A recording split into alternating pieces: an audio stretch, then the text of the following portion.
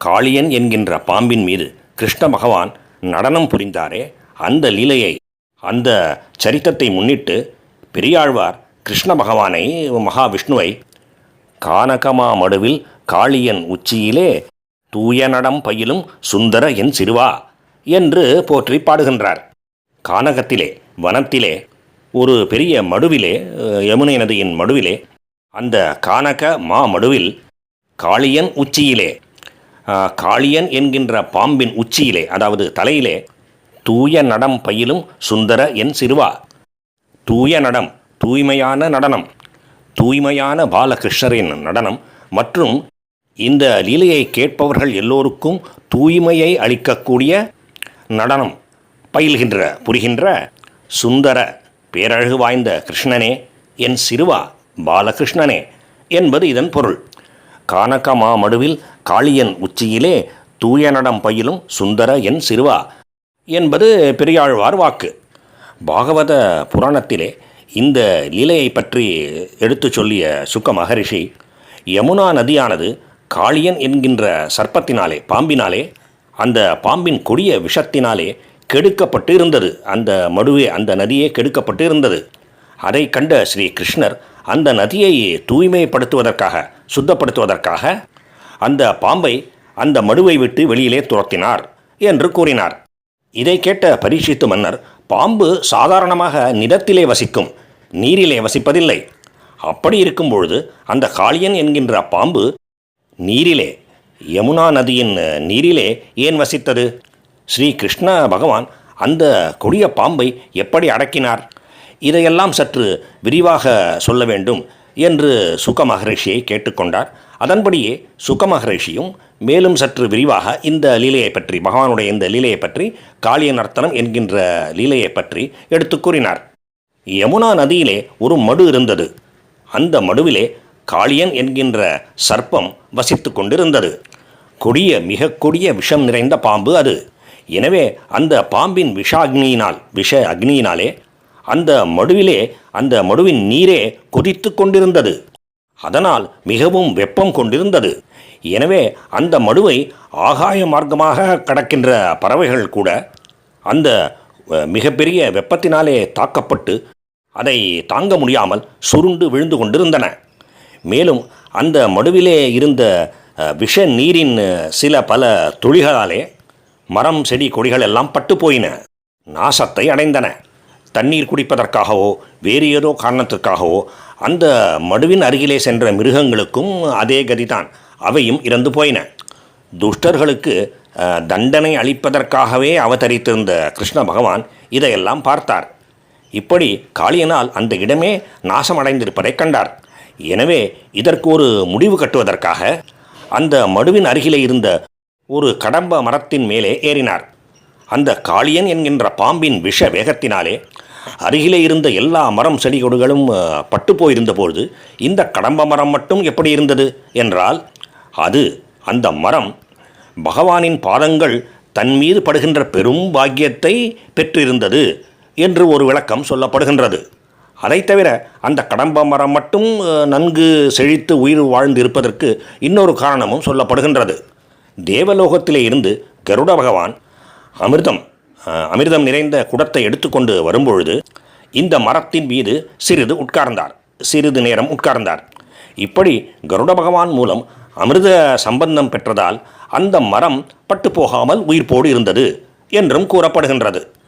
அப்படி நன்கு வளர்ந்திருந்த அந்த கடம்ப மரத்தின் மேலே ஏறி ஸ்ரீ கிருஷ்ண பகவான் தன்னுடைய 2 கைகளையும் கைத்தட்டி கொண்டு அந்த மடுவிலே, அந்த ஜலத்திலே குதித்தார். அவர் குதித்த வேகத்தினாலே அந்த மடுவிலே இருந்த பாம்புகள் எல்லாம் விஷ வேகத்தோடு பெருமூச்சு விட்டன. அந்த மடுவின் நீரும் மிக உயரமாக கிளம்பியது. கரைகளையும் தாண்டி கொண்டு அந்த நீர், மடுவிலே இருந்து உயரக் கிளம்பிய அந்த நீர் இருபக்கமும், இரு கரைகளிலும், கரைகளையெல்லாம் தாண்டி வெகு தூரத்துக்கு பரவியது. ஏனென்றால் பகவான் குதித்த வேகம் அப்படி இருந்தது. ஸ்ரீ கிருஷ்ணர் அந்த நீரிலே, விஷம் நிறைந்த அந்த நீரிலே சிறிது நேரம் நீந்தி விளையாடினார். இந்த ஆரவாரத்தை எல்லாம் கேட்ட காளியன் என்கின்ற அந்த பாம்பு தனக்கும் தன்னுடைய பந்துக்களுக்கும் தன்னுடைய வீட்டுக்கும் ஒரு பெரிய அவமானம் நிகழ்ந்துவிட்டது என்று கருதியது. அதனால் கோபத்தோடு மடுவின் உள்ளே இருந்து வெளியே கிளம்பியது. நீந்தி விளையாடிக் கொண்டிருந்த ஸ்ரீ கிருஷ்ணரின் அருகிலே சென்றது. பகவானை பல இடங்களிலே கடித்தது. மேலும் தன்னுடைய உடலினாலே கிருஷ்ணரையே சுற்றி கொண்டு விட்டது. சிறிது நேரம் அந்த பாம்புடன் விளையாட விரும்பிய கிருஷ்ணரும் தானே விரும்பி அந்த பாம்பின் பிடிக்கு கட்டுப்பட்டார். வேண்டுமென்றே காளியனுடைய பிடியிலே மாட்டிக்கொண்டு அசையாமல் இருந்தார். அவருடைய நண்பர்களாகிய கோபர்கள் இதையெல்லாம் பார்த்து மிகுந்த பயத்தையும் வருத்தத்தையும் அடைந்தார்கள், துன்பத்தை அடைந்தார்கள். அந்த சோகத்தினாலும் பயத்தினாலும் அவர்களுடைய புத்தி மயங்கியது. மயக்கமடைந்து பூமியிலே விழுந்தார்கள். அவர்களுடன் வந்திருந்த பசுக்களும் காளை மாடுகளும் கன்றுக்குட்டிகளும் கூட துக்கத்தினாலே கதறின. என்ன ஆகப் போகின்றதோ என்கின்ற பயத்தோடு ஸ்ரீ கிருஷ்ணரையே பார்த்து கொண்டு நின்றன. அப்பொழுது பகவான் இவ்வாறு கட்டுப்பட்டு இருந்ததனாலே பிருந்தாவன கோகுலத்திலே பலவிதமான தீய சகுனங்களும் ஏற்பட்டன. அதையெல்லாம் கண்டு நந்தகோபர் பயந்தார். கிருஷ்ணன் வெளியிலே சென்றிருக்கின்றான். இன்றைக்கு பார்த்து பலராமரை விட்டுவிட்டு அவன் தனியாக சென்றிருக்கின்றான். அவனுடன் கிருஷ்ணருடன் பலராமனும் இல்லை. இந்த சமயத்திலே இப்படிப்பட்ட மிகவும் கொடிய சகுனங்கள் எல்லாம் நிகழ்கின்றன. அவற்றின் மூலம் கிருஷ்ணனுக்கு ஏதோ பெரிய ஆபத்து ஏற்பட்டுவிட்டது என்பது நிச்சயமாக தெரிகின்றது என்று மனம் கலங்கினார். ஸ்ரீ கிருஷ்ணருடைய மகிமையை அவர் அறியாமல் இருந்தபடியால் அவர் இப்படி மனம் கலங்கினார் என்று எடுத்து கூறுகின்றது பாகவத புராணம். இப்படி மனம் கலங்கியது நந்தகோபர் மட்டுமல்ல, எல்லா கோபர்களுமே மனம் கலங்கினார்கள். கோப ஸ்திரீகளும் பயத்தையும் கலக்கத்தையும் அடைந்தார்கள். ஆனால் பலராமர் மட்டும் சிறிதும் பயப்படவில்லை. ஏனென்றால் அவருக்கு கிருஷ்ணரின் மகிமை மிக நன்றாக தெரியும். அவர் புன்சிரிப்புடன் வாழாவிருந்து விட்டார், அமைதியாகவே இருந்து விட்டார். அவர்கள் எல்லோருமே ஸ்ரீ கிருஷ்ணரை தேடிக்கொண்டு வெளியிலே கிளம்பினார்கள். பகவானுடைய காலடி சுவடுகளை பார்த்து அடையாளம் தெரிந்து கொண்டு ஸ்ரீ கிருஷ்ணர் சென்ற வழியிலேயே அவர்களும் சென்றார்கள். யமுனையின் கரையையும் அடைந்தார்கள். அங்கே பாலகிருஷ்ணர் அந்த காளியன் என்கின்ற பாம்பினாலே உடல் இறுக சுற்றப்பட்டு இருப்பதை கண்டார்கள். அவருடைய நண்பர்களான கோபகுமாரர்கள் கரையிலே மூர்ச்சையடைந்து மயக்கம் அடைந்து விழுந்திருப்பதையும் கண்டார்கள். பசுக்கள், காளை மாடுகள், கன்றுகள் இவையெல்லாம் கதறிக்கொண்டிருப்பதையும் பார்த்தார்கள். மிகப்பெரிய வருத்தத்தை அடைந்தார்கள். யசோதை தாயின் வருத்தமோ மிக மிக அதிகமாக இருந்தது என்பதை சொல்லக்கூட தேவையில்லை. கோபர்கள் எல்லோரும் அந்த மடுவிலே இறங்கி ஸ்ரீ கிருஷ்ணரை காப்பாற்றுவதற்காக முயற்சி செய்யலாம் என்று எண்ணி அந்த மடுவிலே இறங்குவதற்காக சென்றார்கள். ஆனால் பலராமர் அவர்கள் எல்லோரையும் தடுத்துவிட்டார். ஒன்றும் ஆகாது, பயப்படாதீர்கள் என்று அவர்களை தடுத்துவிட்டார். இவ்வாறாக எல்லோரும் தனக்காக தன்னை முன்னிட்டு துக்கப்பட்டு கொண்டிருப்பதை ஸ்ரீகிருஷ்ணர் பார்த்தார். எனவே அதற்கு மேலும் காத்திராமல் தன்னுடைய உடலை, அந்த பாம்பினாலே சுற்றப்பட்டிருந்த தன்னுடைய உடலை பருக்கச் செய்தார், பெரிதாக்கி கொண்டார். ஸ்ரீகிருஷ்ணர் தன்னுடைய உடலை இவ்வாறு பருக்கச் செய்த பொழுது அவரை சுற்றியிருந்த அந்த பாம்பு மிகுந்த சிரமத்தை அடைந்தது, மிகுந்த களைப்பை அடைந்தது, துன்பத்தை அடைந்தது. ஸ்ரீ கிருஷ்ணரின் உடல் பருத்ததால் ஏற்பட்ட அழுத்தத்தை அந்த பாம்பினால் தாங்கிக் கொள்ள முடியவில்லை. அதனால் எப்படியாவது இந்த துன்பத்திலிருந்து தப்பினால் போதும் என்று அந்த பாம்பு கிருஷ்ணரை விட்டுவிட்டது. ஆனால் பெரும் கோபத்துடன் படங்களை எடுத்துக்கொண்டு, தன்னுடைய படங்களை, பாம்பின் படங்களை எடுத்துக்கொண்டு கொடிய விஷத்தையும் கக்கிக்கொண்டு ஸ்ரீ கிருஷ்ணரையே கோபத்தோடு பார்த்து கொண்டு நின்றது. சரியான சமயத்தை எதிர்பார்த்து காத்து கொண்டிருந்த ஸ்ரீ கிருஷ்ணரும் அப்படிப்பட்ட சமயம் வருகின்ற வரையிலே அந்த பாம்புடன் சுற்றி சுற்றி விளையாடினார். பாம்பும் சுற்றியது. அதனால் அது மிக்க களைப்பை அடைந்தது. சரியான சந்தர்ப்பம் வாய்த்த பொழுது ஸ்ரீ கிருஷ்ணர் உயர தாவி அந்த பாம்பின் தலை மேலேயே குதித்தார்.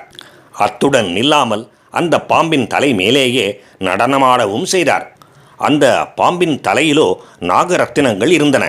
அதனால் அந்த பாம்பின் தலைமேலே ஏறி குதித்து நடனமாடிக்கொண்டிருந்த ஸ்ரீ கிருஷ்ணரின் சிவந்த தாமரை மலர் போன்ற பாதங்கள் இன்னும் செம்மை நிறத்தை அடைந்தன. அப்படிப்பட்ட தாமரை பாதங்களுடன் அவர் நர்த்தனம் செய்தார். அதை கண்ட வானுலக தேவர்கள், கந்தர்வர்கள் முதலியோர் பகவான் மீது புஷ்பமாரி பெய்தார்கள். தெய்வீக வாத்தியங்களை முழக்கினார்கள். அவருடைய பெருமையை போற்றி பாடினார்கள். இவற்றின் நடுவே ஸ்ரீ கிருஷ்ணர் அந்த பாம்பின் எல்லா தலைகளின் மேலும் ஏறி விளையாடினார். எந்த தலையெல்லாம் வணங்கவில்லையோ அந்த தலையின் மீது ஏறி அந்த தலையை காலால் மிதித்து நர்த்தனம் செய்து விளையாடினார் என்று கூறுகின்றது பாகவத புராணம்.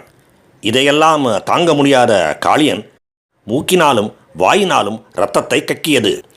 உயிரே போகின்ற நிலைமையை அடைந்தது. ஆனாலும் பெருமுயற்சி செய்து கிருஷ்ணரை தாக்குவதற்காக தன்னுடைய தலைகளை மறுபடியும் மீண்டும் மீண்டும் தூக்கியது. ஆனால் அந்த பாம்பு தலையை தூக்க தூக்க அந்த தலையை ஓங்கி மிதித்து அடக்கினார் பகவான். அவருடைய இந்த அற்புதமான நடனத்தினாலே அந்த பாம்பின் படங்கள், குடை போன்ற அந்த பாம்பின் படங்கள் அழுத்தமாக நசுக்கப்பட்டன. அந்த பாம்பின் உடலும் பிளந்தது. முகத்திலே இருந்து இரத்தம் கொட்டியது. வலிமை மிகுந்த தன்னை இந்த பாடுபடுத்துகின்ற இந்த சிறுவன் பரம்பொருளே ஆகும் ஸ்ரீமன் நாராயணனே ஆவார் என்று அந்த பாம்பு காளியன் நிச்சயம் செய்து கொண்டது. அதனால் தன்னுடைய உடலினாலே வேறு எதையுமே செய்வதற்கு சக்தி இல்லாமல் இருந்திருந்த அந்த பாம்பு தன்னுடைய மனத்தினாலேயே கிருஷ்ணரை சரணடைந்தது. இதையெல்லாம் பார்த்து கொண்டிருந்த காளியனுடைய பத்தினிகளும் மனைவிமார்களும் மிகுந்த வருத்தத்தை அடைந்தார்கள். அவர்களும் ஸ்ரீ கிருஷ்ணரை சரணடைந்தார்கள். பகவானை பல வகையாக துதித்தார்கள். தாங்கள் இவ்வாறாக எங்களுடைய பதியை காளியனை தண்டிப்பதால் காளியனுடைய எல்லா பாவங்களும் நீங்கிவிட்டன. அந்த விதத்திலே தாங்கள் கொடுக்கின்ற தண்டனையே காளியனுக்கு ஒரு பெரும் பரிசாக அமைகின்றது. நல்லதையே செய்கின்றது. இந்த காளியன் எந்த பிறவியிலே எப்படிப்பட்ட தவத்தையும் புண்ணியத்தையும் செய்தாரோ தெரியவில்லை. தங்களுடைய பாதங்களை தன்னுடைய தலையிலே தாங்கிக் கொள்கின்ற பெரும் பாக்கியம் கிடைத்திருக்கின்றது. தங்களுடைய பாத தூளிக்காக லக்ஷ்மி தேவியே மிகவும் விருப்பம் கொண்டு தவம் செய்கின்றார். தங்களை நாங்கள் நமஸ்கரிக்கின்றோம். தாங்கள்தான் பரபிரம்மம் என்பதையே அறிந்தோம். அதனால் தங்களையே சரணம் என்று அடைகின்றோம். மேலும் இந்த காளியனும் உங்களுடைய சிருஷ்டியிலே ஓர் அங்கம்தான், தங்களின் ஒரு பிரஜைதான். எனவே அதை மனத்திலே கொண்டு இந்த சர்ப்பராஜன் செய்த குற்றத்தை எல்லாம் மன்னித்து அருள வேண்டும். இந்த சர்ப்பராஜனாகிய காளியன் மரணாவஸ்தையை அடைந்திருக்கின்றார். தாங்கள் மிகவும் கிருபை கூர்ந்து கருணை கூர்ந்து அவரை கொல்லாமல் எங்களுடைய கணவராகி அவரை எங்களுக்கே மீண்டும் உயிருடன் கொடுத்து அருள வேண்டும். இனிமேல் நீங்கள் சொன்னபடியே நாங்கள் செய்கின்றோம். நாங்கள் எல்லோரும் என்ன செய்ய வேண்டும் என்பதை தாங்களே எங்களுக்கு தெரிவியுங்கள் என்று கேட்டுக்கொண்டார்கள். அந்த நாக பத்தினிகளாலே இவ்வாறாக பலவிதமாக துதிக்கப்பட்ட மற்றும் வேண்டிக் கொள்ளப்பட்ட பகவான் காளியனை விட்டுவிட்டார். அதனால் காளியன் ஓரளவு தன்னுடைய துன்பம் நீங்கி பெருமூச்சு விட்டது. ஸ்ரீ கிருஷ்ணரை வணங்கியது. பாம்புகளாகிய நாங்கள் மிகவும் துஷ்டர்கள். பிறக்கும் பொழுதே மிகுந்த கோபத்தோடு பிறப்பவர்கள். எனவே எங்களுடைய கோபமும் துஷ்டத்தனமும் கெடுதலான செய்கைகளும் எங்களால் விட முடியாதவையாக இருக்கின்றன. எங்களுடைய மாயை நிவர்த்திக்க முடியாதது, சீக்கிரத்திலே சரி செய்ய முடியாதது. தங்களுடைய அனுகிரகத்தினாலே தான், கிருபையினாலே தான், அருளினாலே தான் காலப்போக்கிலே அந்த மாயையை, எங்களை பிடித்திருக்கின்ற மாயையை நாங்கள் வெல்ல வேண்டும் என்றும் எடுத்து கூறியது. அதையெல்லாம் கேட்ட கிருஷ்ண பகவானும், சரி, ஆனால் நீங்கள் யாரும் இனிமேலே இந்த இடத்திலே வசிக்க வேண்டாம். நீங்கள் எல்லோருமே கடலுக்கு, சமுத்திரத்துக்கு போய்விடுங்கள். அப்படி நீங்கள் சென்ற பிறகாவது இந்த மடுவும் இந்த யமுனா நதியின் நீரும் மனிதர்களுக்கும் பசுக்களுக்கும் உபயோகமுள்ளதாக இருக்கட்டும். இப்படி நான் உனக்கு செய்த இந்த உத்தரவை தினமும் 2 சந்தியா வேளைகளிலும் எவன் நினைக்கிறானோ, சொல்கின்றானோ அல்லது கேட்கின்றானோ அவனுக்கு பாம்புகளை பற்றிய பயம் இல்லாமல் இருக்கட்டும். அதாவது பாம்புகள், எந்த பாம்பும் அவனை எந்த விதத்திலும் பயமுறுத்தாமலும் துன்புறுத்தாமலும் கடிக்காமலும் இருக்கட்டும் என்று ஆசி கூறினார். நீ, அதாவது காளியன், கருடனிடத்திலே பயந்து போய் ரமணகம் என்கின்ற உன்னுடைய தீவை விட்டுவிட்டு இந்த மடுவுக்கு வந்திருக்கின்றாய். ஆனால் இனிமேல் நீ கருடனை பற்றி பயப்பட வேண்டாம். ஏனென்றால் என்னுடைய பாத ரேகைகள் உன்னுடைய தலைகளிலே படிந்திருக்கின்றன. அதை கண்டு பகவானின் பாதத்தூளிகள் பட்ட சிரங்கள் இவை. அந்த பெருமைக்கு உரியவன் இந்த காளியன் என்கின்ற பாம்பு என்று கருட பகவான் புரிந்து கொண்டு உன்னை எந்த விதத்திலும் துன்புறுத்தாமல் இருப்பார், பயமுறுத்தாமல் இருப்பார் என்றும் மேலும் நல்வார்த்தைகளை கூறினார் பகவான். அதன்படியே காளியனும் தன்னுடைய பத்தினிகளுடன் ஸ்ரீ கிருஷ்ணரை நமஸ்கரித்து பிரதட்சணமும் செய்து வணங்கினார்கள். அதன் பிறகு அந்த பாம்பு கூட்டம், காளியனின் பந்துக்கள், நண்பர்கள், பத்தினிகள், புத்திரர்கள் என்று இவ்வாறாக பல்கி பெருகி இருந்த அந்த கூட்டம் அந்த மடுவை விட்டுவிட்டு சமுத்திரத்துக்கு சென்று விட்டது. பகவானுடைய அனுகிரகத்தினாலே அன்றே அப்பொழுதே அந்த யமுனா நதியின் நீர் விஷம் இல்லாத அமிர்தம் போன்ற நீராக ஆனது. எல்லாம் நன்றாக முடிந்தது. சுபம். சரி, ஆனால் சர்ப்பங்களுக்கு இருப்பிடம் ரமணகம் என்கின்ற ஒரு தீவு.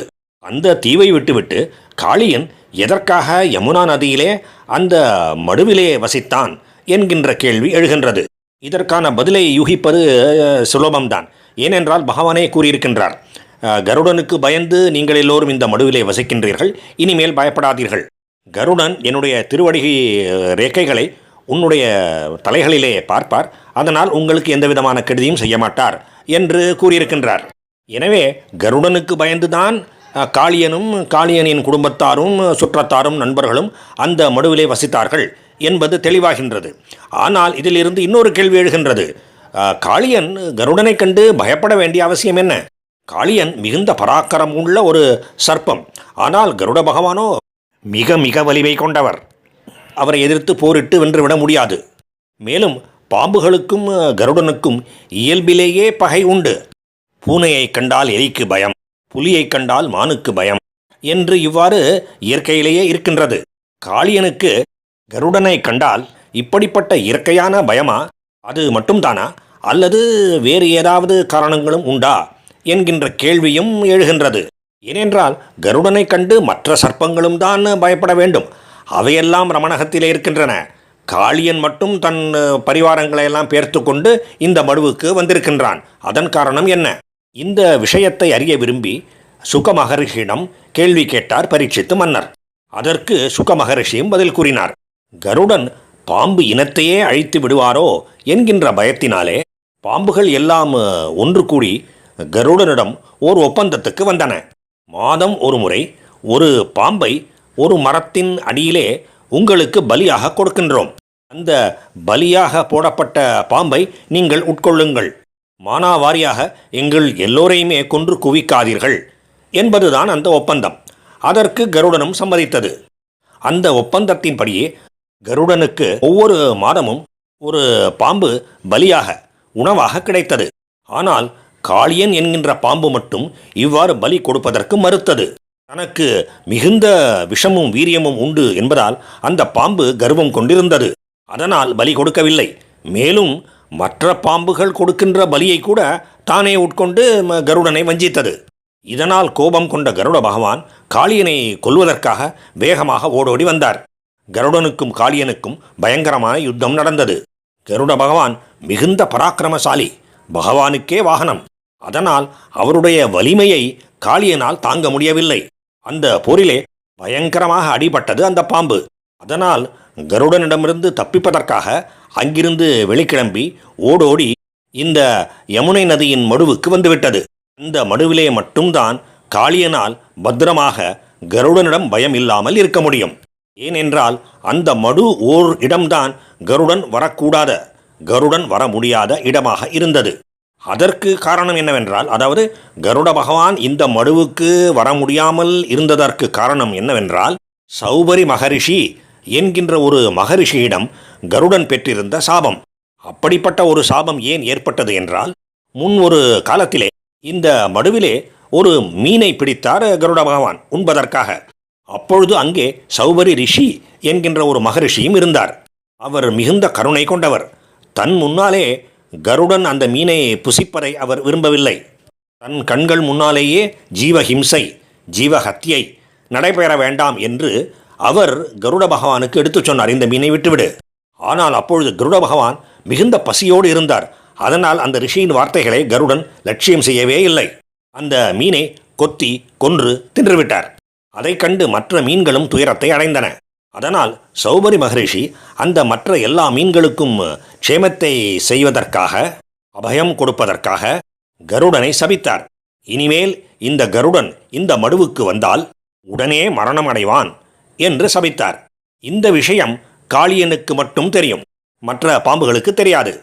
அதனால்தான் கருடனிடம் மிகவும் அடி வாங்கி அதனால் மிகவும் பயந்து போன காளியன் தன்னுடைய பரிவாரங்களுடன் இந்த மடுவுக்கு வந்து சேர்ந்தது. அந்த மடுவிலேயே வசித்து வந்தது. இப்பொழுது கிருஷ்ண பகவான் அதை அதன் பரிவாரங்களோடு சமுத்திரத்துக்கு துரத்தி விடுகின்ற வரையிலே, இப்படி காளியனையும் அதனுடைய பரிவாரங்களையும் சமுத்திரத்துக்கு துரத்திவிட்ட பின்னாலே ஸ்ரீ கிருஷ்ணர் அந்த மடுவிலே இருந்து வெளியே வந்தார். நந்த கோபரும் யசோதையும் மற்ற கோபர்களும் கோபிகைகளும் கிருஷ்ணனுடைய நண்பர்களான கோபகுமாரர்களும் பசுக்களும் காளைகளும் கன்றுக்குட்டிகளும் மிக்க மகிழ்ச்சியை அடைந்தார்கள். தாயாராகிய யசோதை ஆனந்த கண்ணீரை பெருக்கினார். இந்த இப்படிப்பட்ட நிகழ்வுகளிலேயே தினம் பகல் பொழுது சென்றுவிட்டது. சூரிய அஸ்தமனம் வந்துவிட்டது. அதனால் அவர்கள் எல்லோரும் அன்றைய இரவுக்கு அந்த யமுனையின் நதிக்கரையிலேயே தங்கினார்கள். அங்கேயே அயர்ந்து தூங்கினார்கள். ஆனால் துரதிருஷ்டவசமாக அப்பொழுது அங்கே காட்டு தீ பற்றி கொண்டது. அவர்களை சுற்றி பயங்கரமாக எரிய ஆரம்பித்தது. அந்த வெப்பத்திலே கோபர்கள் எல்லோரும் விழித்து கொண்டார்கள். பயந்து நடுநடுங்கி, கிருஷ்ணா, மிக வலிமை கொண்டிருக்கின்ற நீதான் இந்த சங்கடத்திலே இருந்தும் எங்களை காப்பாற்ற வேண்டும் என்று வேண்டி கேட்டுக்கொண்டார்கள். அதை கேட்ட பகவான் ஸ்ரீ கிருஷ்ணர் அளவிட முடியாத தன்னுடைய வலிமையை, தன்னுடைய மகிமையை மீண்டும் ஒரு முறை காட்டி அருளினார். இந்த முழு காட்டு தீயையுமே உட்கொண்டு விட்டார். தன்னுடைய வயிற்றுக்குள்ளே செலுத்தி கொண்டு உட்கொண்டு விட்டார். பரமசிவன் உலக நன்மைக்காக ஹாலஹால விஷத்தை அருந்தியதைப் போல இப்பொழுது ஸ்ரீ கிருஷ்ண பகவான் அந்த காட்டுத்தீயை உட்கொண்டு விட்டார். அதனால் எல்லோரும் காப்பாற்றப்பட்டார்கள். பகவானுக்கும் பாகவத புராணத்துக்கும் பக்தர்களுக்கும் மீண்டும் மீண்டும் நமஸ்காரம்.